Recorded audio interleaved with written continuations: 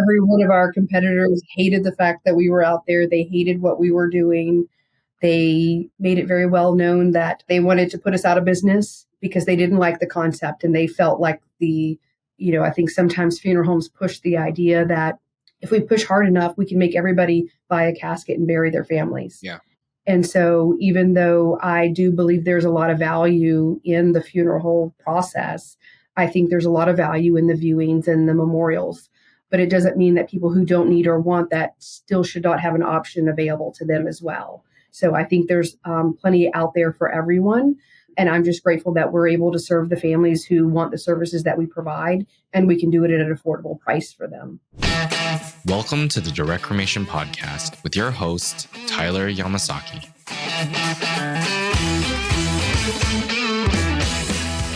Hi, thank you for joining us on the Direct Cremation Podcast. I'm your host, Tyler Yamasaki, CEO of Parting Pro, the #1 online arrangement platform. If you like the content, please give us a like, subscribe, turn on notifications, and leave a comment. Today's guest is the co-founder and co-owner of a cremation brand currently serving families in Florida, which she started almost 11 years ago.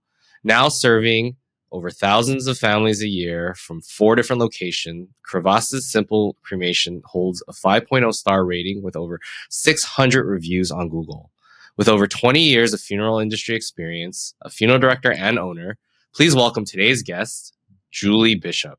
Hi, thank you for having me. Thanks for joining me. So I don't want to skip over how you successfully started and grew and built up your brand, but I do want to get started to kind of hear your journey into how you got into death care. And also, you do have quite the interesting family story. So maybe we can start at the beginning. Maybe not all the way, but in the beginning-ish. So my first exposure to the funeral industry was when I was 11 years old. I went to a career fair at school. I chose 3 professions, one of them being an attorney, one being a news broadcaster, and one being a funeral director. Knowing what I know now, there was only one option that ever fit my personality, and that was definitely the funeral director. And so even back then, it was not that common for females to be in the industry. And so in the 6th grade, a man and a woman came and gave us a presentation on funeral services. And I thought she looked very professional and she was wearing a suit. And so what I came out of that day is when I grow up, I want to wear a suit to work. And so therefore I must be a funeral director. And so that was my thought process. So every year through middle school, high school, we had career fairs at school and I went to the funeral directing every single time. So from a young age, that was just what I pinpointed because I wanted to wear a suit to work. So got into psychology for a little while after high school and decided that was not the fit for me. And I decided to try out that funeral directing thing and applied to mortuary school. And then that's all she wrote. And I've been here over 20 years since then. Wow. So you knew from the beginning, you never ventured off. You never between psychology and the funeral services, which have some overlaps in what they do. And I just enjoyed helping people or doing things that not everyone else could do because I felt like I could use my talents more specifically if I had things and talents that people typically wanted to stay away from. Awesome. Okay. So you went to Florida State College for your funeral services program, right? Yes. In Jacksonville, Florida. So you kind of stayed in the Jacksonville area? Yes. That's where I lived and grew up. I'm the baby of 5 kids. My parents had roughly 26 foster kids in between there. So by the time I came along, there was no more room for foster kids. So yeah, just coming from a big family. My mom was a nurse, so it was just part of the personality, the traits. I watched her do that throughout our upbringing and just felt like that's probably where I got some of those traits where I enjoyed helping other people. Okay. And then after you graduated from mortuary school, what did you end up doing? So I knew I wanted to get out and venture a little bit. So I just started applying for positions throughout the state and surprisingly had to do a transport to Gainesville, Florida while I was still in school and getting ready to graduate. And so I met someone at the hospital. I got lost. And so we chatted on the way to the anatomical board where I was going. And so she put me in touch with someone who was looking for an intern or somebody to help out. And so applied for that job the following week and moved here right afterwards. So I had the opportunity to move right in the funeral home and live upstairs, as every good intern did in the older days. So that was a lot of fun being able to have that as just a little bit of an experience. So I spent 10 years with a traditional firm doing traditional funeral homes. We were a locally owned company with several cemeteries, several funeral home branches, and 2 direct cremation companies. And so that's probably where I got a little bit of the exposure of the direct cremation world, because there's not a whole lot of exposure to that. Florida is one of the few places that have direct disposers. Then we came to a point where I'd met my business partner and we were just looking to kind of jump out there and do something on our own. So did you work in the cremation brand at that? I did not. No. No, strictly full service funeral. Okay. So then how did you know that you wanted to start a cremation brand then? I mean, So my business partner was currently operating a pet cremation business. Oh. And so he was already established in a location where a crematory was acceptable in that area. And there were suites available. So we were able to get a suite directly next door to pet cremation. So it allowed us to be able to have families come there and serve both their pet and families, separate buildings, of course. And I knew that I love funeral services, and I did question whether direct cremation would be enough for me, because I really enjoyed spending time with the families and walking through that process with them. And so I wondered whether that would be enough for me. But I wanted to jump out there and try it. And I felt this was a good way to kind of get my feet wet of ownership in the industry without having a lot of the bigger things that go along with full traditional funeral homes. It was an easier startup process. There were less demands with it that I was able to control on a smaller scale. So we kind of got started with that. And I would say it was probably within the first 3 weeks of operating that direct cremation company. And I had an opportunity to go to a home and pick up a loved one. And the family said, well, I'd really like her to have that nightgown on. I said, well, let's put it on her. And so I had the opportunity to interact with the family, to be able to serve them in the same capacity, but still be able to have a normal lifestyle that I did not have in the funeral industry, working the hours that you typically work in every other weekend. And so it was that moment when I said, yeah, I think this is going to be enough for me, because I still get to love on the families the way that I enjoy loving on the families and take care of them. I was excited to be in a sector of the industry where people were super grateful for the service we provided. A lot of funeral homes will get the rap, oh, they're really expensive, they're just taking advantage of you. And so I felt like it was a great way for me to serve families, be able to provide a low-cost option, and that families were super grateful that we were there to provide the service for them. Was there ever any trepidation? Because I'm sure this was 11 years ago now. Yes.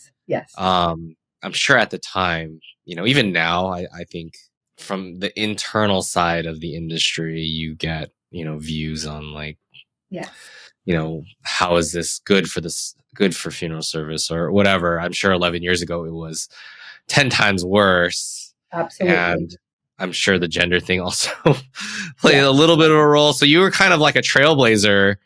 Absolutely. Going into this. Every one of our competitors hated the fact that we were out there. They hated what we were doing. They made it very well known that they wanted to put us out of business because they didn't like the concept. And they felt like I think sometimes funeral homes push the idea that if we push hard enough, we can make everybody buy a casket and bury their families. Yeah. And so even though I do believe there's a lot of value in the funeral home process, I think there's a lot of value in the viewings and the memorials, but it doesn't mean that people who don't need or want that still should not have an option available to them as well. So I think there's plenty out there for everyone. And I'm just grateful that we're able to serve the families who want the services that we provide, and we can do it at an affordable price for them.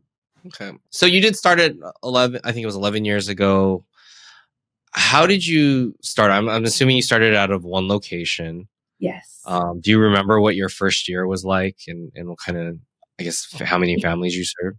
Surprisingly, we did really well. My business partner, he has a name in the local Gainesville community that everyone knows. His family they owned florists since the 60s. They owned pet cremation for a handful of years, and his grandfather was the sheriff here. So his name brought a lot of weight for us. And so surprisingly, we did 12 calls in our very first month, which I thought was amazing. So we finished off the first year probably around 200 to 300 in our first year. So it was, which back then was huge for huge, yeah. And first especially year. for a brand new company of any sort to do that well. So I was very pleased with it. And we had one tiny little office. We had one phone. We had one computer, one desk. And we stayed in that location up until we were doing around 450 calls. And then once we kind of got that high, we were absolutely in need for new space.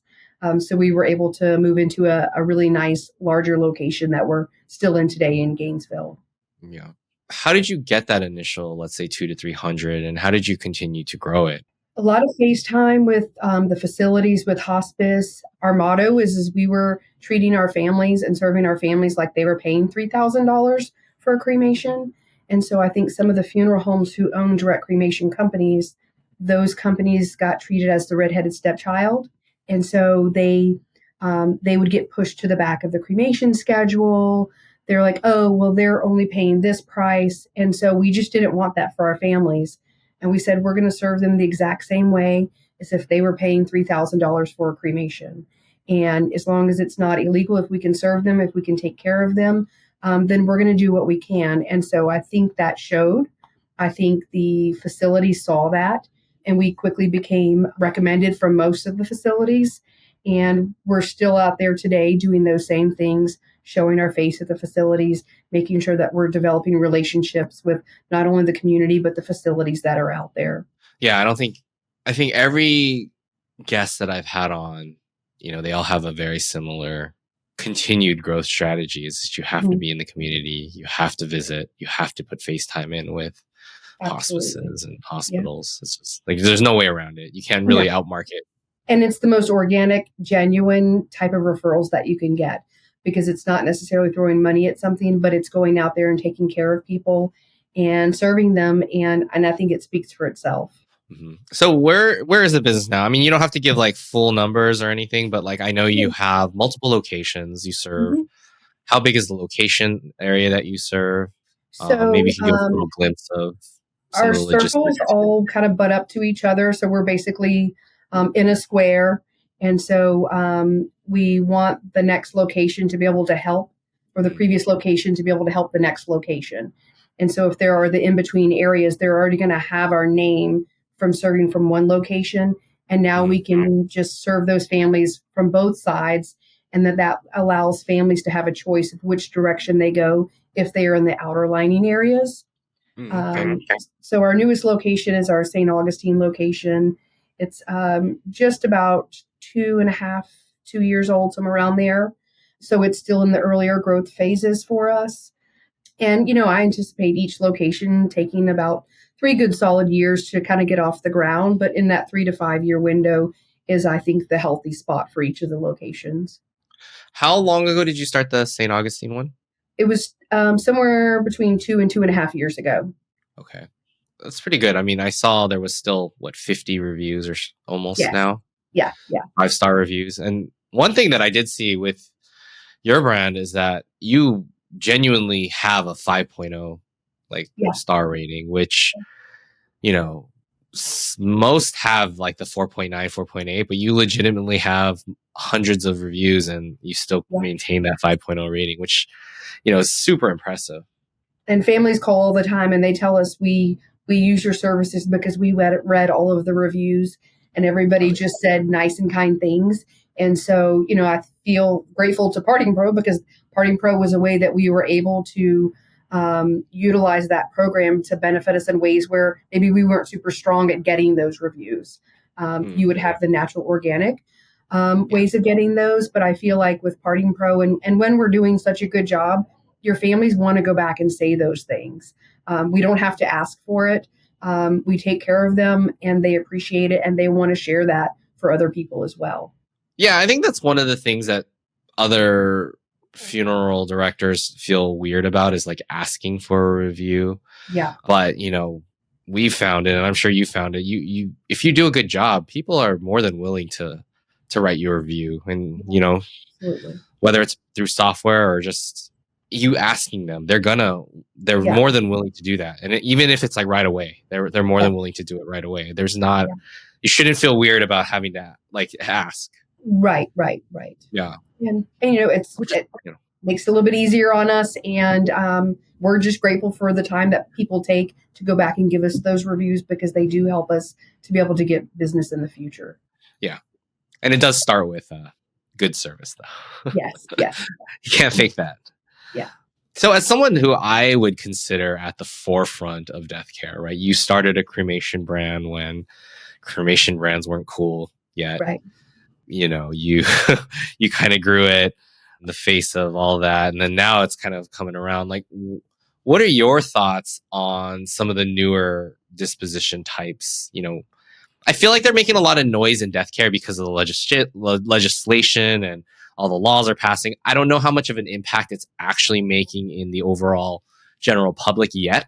Yeah. But, I as someone who's kind of at the forefront, or at least on the cremation side, like, how do you feel about I've definitely been doing the research and listening and watching the different in Florida, alkaline hydrolysis was legalized. I'm not certain how many years ago, but it's been quite a while. And there was one machine that was placed in South Florida, or in the Tampa area, and it didn't stick around. And so I think people like the idea of it, but it didn't stick for some reason. And so I feel like it's just making progress in a lot of other states where they are now passing the law. I've checked into it, and I had a lot of good conversations with people at the convention recently, just to kind of learn more information about it. I do believe that the pandemic taught us a lot of things. And so one of the things that came up regarding the human composting was what happens in a pandemic. How do we deal with that? And is there enough space? And one of the comments that were made previously was, oh, well, we'll figure it out then. And so we absolutely learned during the pandemic that it was too late to try to figure it out then.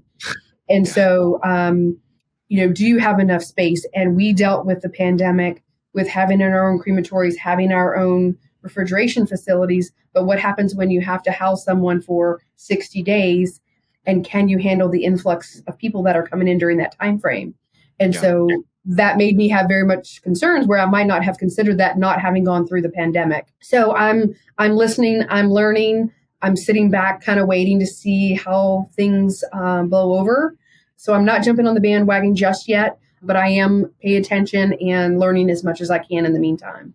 Yeah, I think it does get not a weird relationship, but it does kind of have a relationship to cremation. But right now, I almost feel like they're not really related. Right. It's like cremation, or do you want alkaline hydrolysis, or do you want human composting? But you look at cremation is down to I don't want to call it science, but it's down to it's a low cost alternative that has options to go other ways. But when you look at alkaline hydrolysis, or you look at the composting, it's like in a different class of costs and time. Absolutely.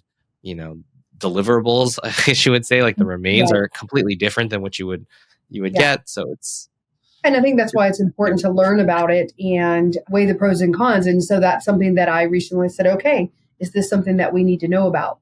What are the issues that arise with it? What is the infrastructure that's needed for it? And so far, I'm still sitting back. I'm not ready to jump in there. Now, the alkaline hydrolysis, and I think a lot of states is still listed as cremation. Some places are looking to add it as a separate type of disposition.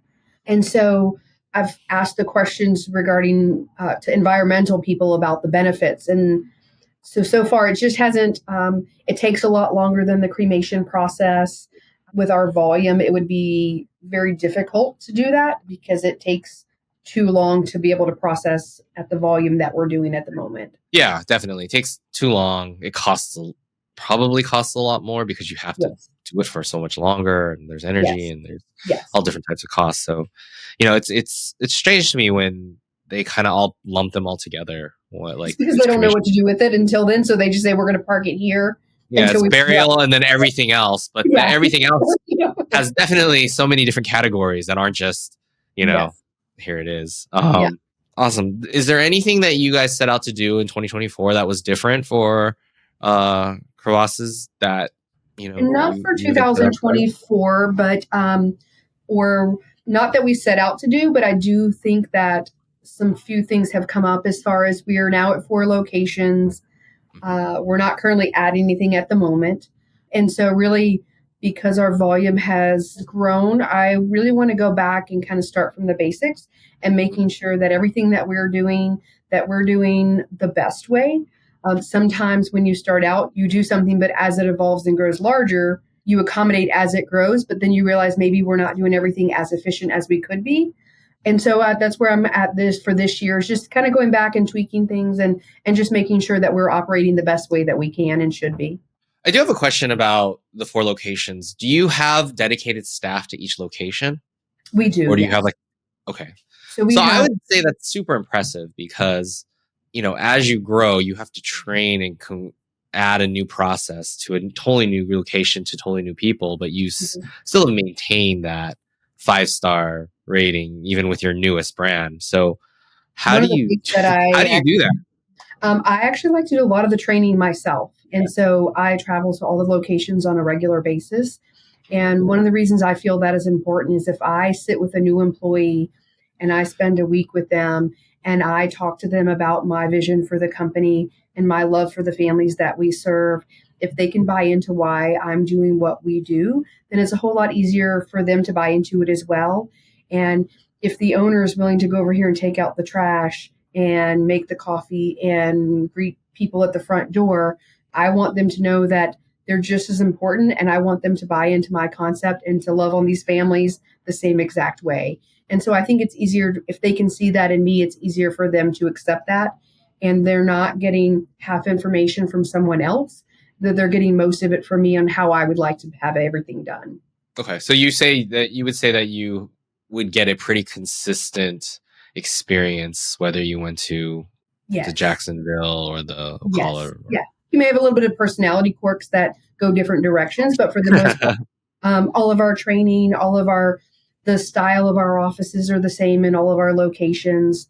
The logs are the same in every location. The files because sometimes when we do have to cover for vacation, that is the idea that we want everybody to be able to walk into any office and everything is done the same way. Mm-hmm. And then are your outfits, do you have a crematory at each location or is there a centralized? So we have one crematory that is not on site, but it serves both Jacksonville and St. Augustine. So it's its own location. And then in the Gainesville area, we have our own on-site, not on-site, but our own facility that services both Ocala and Gainesville. Oh, nice. Okay. So you have that centralized location. Awesome. Yeah. Have you thought about what the next level of growth looks like? We definitely have. I think we always have to be thinking about that. And there's definitely all kinds of directions that we can go. We have the new introduction of all the new types of disposition that are in there. So we can choose to add those. We can choose to go to a higher licensing level of funeral homes. So there's all kinds of options out there. And so for now, we're just tightening up on our operations. Right now, we're sticking with our 4 locations and 2 crematories. We want to make sure that they're all operating efficiently and doing the numbers and able to make them successful. So that's kind of where we're at for now, is just making sure that we're running a good operation. Awesome. Well, you definitely are. As a Floridian, how do you feel about the direct disposition license? So for me personally in Florida, we've had a lot of issues about being able to get people licensed. And one of the things that I did early on is, because we have a direct disposition license, is a lesser license than a funeral director. And so our company is also a direct disposer, which is a lesser license. The cremation rate in Florida is so high, and we have such a struggle being able to find funeral directors. I personally feel like it is a perfect opportunity to deal with the volume that Florida has. I think it's a perfect way to be able to get licensed people to be able to do the jobs. And that would help eliminate some of the schooling problems, because people would be able to take these classes and be able to go to work right away instead of having to wait 3 or 4 years, which is what is happening now. And so early on, I used to be able to go out and find someone that I thought would do a good job at what we do, and I could get them licensed. And I have great quality people in our office who necessarily did not want to go to mortuary school. Over the last 5 years, I've not been able to do that because I can't get anybody through the schooling system. Because direct disposers always come behind funeral directors. And so they give funeral directors the first dibs at the classes. And since there's such a waiting list for those, our guys would never be able to get in. And so I feel like it's a perfect solution to those problems. And what a better way for a funeral director to get training than to get these licensed, come to work for me for 3 or 4 years while they're in mortuary school. And by the time they graduate, they have experience meeting families, they've experience running the crematory, and they're ready to go when they're licensed. Unfortunately, most of the state does not agree with me on that opinion. Sounds like you have a future in licensing. Yes. Coming up. Awesome. Well, do you feel like the direct disposer license actually should be a separate class? I absolutely think the classes that we take are part of the funeral program, but I absolutely think the license is necessary. I think the classes are fine. They just need to be able to give us access to get into the classes. And I just think you could find a whole lot more quality people if this were a license available throughout the United States. I think it would help solve a big problem throughout the United States, because there's a lot of people who are not interested in embalming and don't want to get embalming classes and do that. And so people that have bachelor's degrees, ministers, social workers, all of these people who have the great qualities that would make great directors or direct disposers would be great in this position, but they don't want to go to mortuary school. Yeah. And so I just think it would help solve the problems of being able to fill positions. And I think it could make better funeral directors for the people who wanted to go on and to proceed with that license. Yeah, I do feel like there's an update needed when you have workforce problems and. And the conversation's been had in both state meetings and in national meetings. Those conversations have been coming up, and the conversations have started, but in one of the recent state board meetings, I didn't feel like there was support from the state board. The board said, hey, it's the school's problem. The school says, hey, it's this problem. The funeral directors can't get directors. It's both of their problems, and yet nobody's fixing the problem. Yeah. Interesting. I actually never heard about it from your perspective. Mm-hmm. We always, because as, when we build the software, we always have to understand, like, you can't call yourself a funeral home, and there's very strict laws around that. Yes. Because I think, I don't know, are you guys the only state that has that license? I thought it was, but I recently actually thought I heard California had it too, but I'm not positive on that one. I have not heard that. Okay. But definitely Florida was the only one that I had ever heard of that had it. And of course, I think the only new license funeral directors who thought, oh, nobody would ever do that. And then they did it. And then they were upset that now all of a sudden it's taken off in Florida. Got it. So as someone who's been in the cremation, I don't want to call it game, but been in cremations for a decade now, and I would say has grown a pretty successful business doing, the whole cremation thing. Mm-hmm. Where do you think death care goes in 10 years from here? I definitely think that there's going to be some major changes. I believe, and as much as I believe in the funeral industry, and I love the funeral industry, and I, again, say that there's a lot of value in what they do.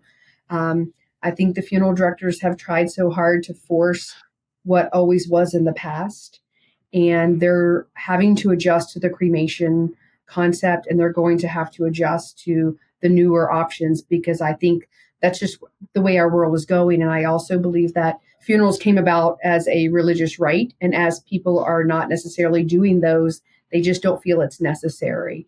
And so I think that as the baby boomer funeral directors are dying out and the younger generations are not coming in wanting to do things the way they did 50 years ago. They're not wanting to work the 60, 70 hours, and they're not willing to sacrifice their lifestyles, which was always very demanding in the funeral home.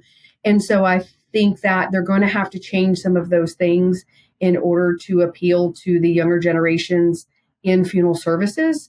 So I think they're going to be a little bit less elaborate than they were in the past.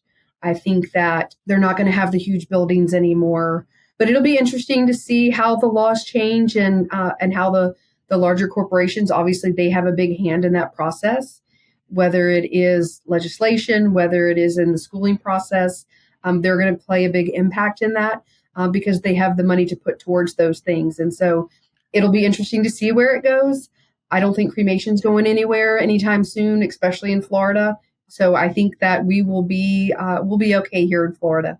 Yeah, for sure. I think I think you won't see as big of a change, especially in some of the major cities. But I guess my question for you, and this is a concept that we've heard from previous guests, is do you feel like there will be, let's just take your brand, for example. I do feel like the lower cost cremation, and I would say almost like the direct cremation, simple cremation brands came about because there was such a rejection of cremation in the funeral home. Yeah. I think now we can all agree that you can't really operate that way as much anymore, and you kind of have to embrace it. Right. So as death care doesn't push the consumer away as much anymore towards, I would say, the low cost cremation, do you feel like your brand, for example, will start to add on services or to add on more to what you're offering to kind of capture what goes on outside of the funeral home? Yeah, I think there's definitely a possibility of that. I think as the trends continue to change, it will provide the opportunity for us to open that up a little bit. It means different licensures for us. It means that certain people can't work in our buildings if they're direct disposers. So we have to take that into consideration on the types of services that we offer. So there's definitely a possibility of that. Yeah.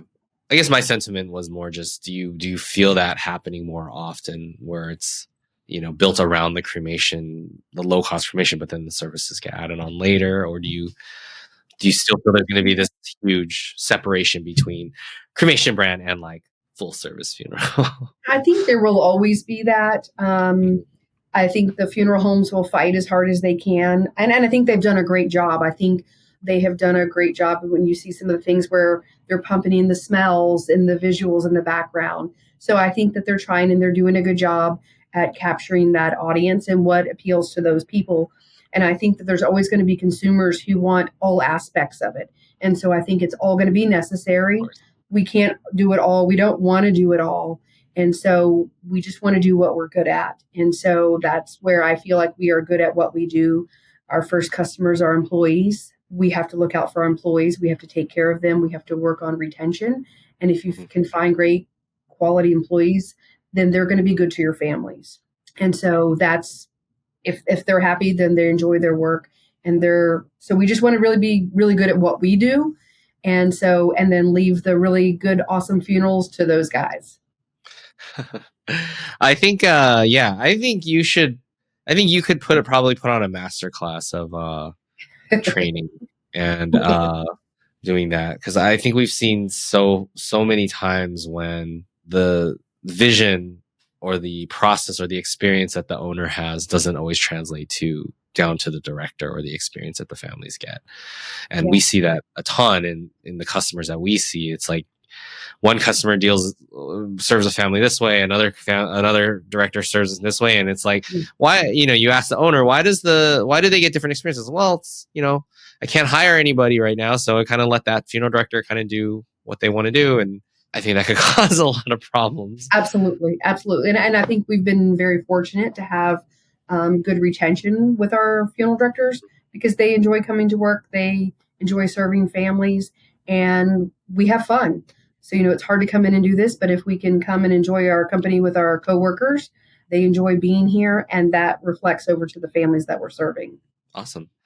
So, anything new, anything coming up that you want to talk about or that you can reveal? Nothing major on tap. I'm just looking forward to see what the next decade will bring for us. All right. Well, thank you, Julie. This was awesome. I really enjoy talking to people who, and I don't mean this like negatively towards others, but like I feel like you have a really strong business sense and an understanding of management, which It was hard. It was all self-taught. I absolutely had no idea what I was doing. And I just showed up 11 years ago and said, let's go do this thing. And most of it was self-taught, trial and error, but we keep pushing at it. And somehow it's worked out. Awesome. If people want to reach out to you, or do you want to leave a email or something maybe? Yeah, absolutely. My email, julie@crevassesimplecremation.com. Reach out anytime if we can help. All right. You got to make sure to add the twang. Yes, the country twang. Yeah. All right. Well, thank you very much, Julie. This was amazing. I really appreciate your time. Me. All right. For the Direct Cremation Podcast, I'm Tyler Yamasaki. I'll catch you guys next time. Thank you. Bye. Thank you so much for listening. If you've enjoyed this episode, please leave us a review on Spotify or Apple Podcasts. If you ever want to know more, please find us at directcremation.com.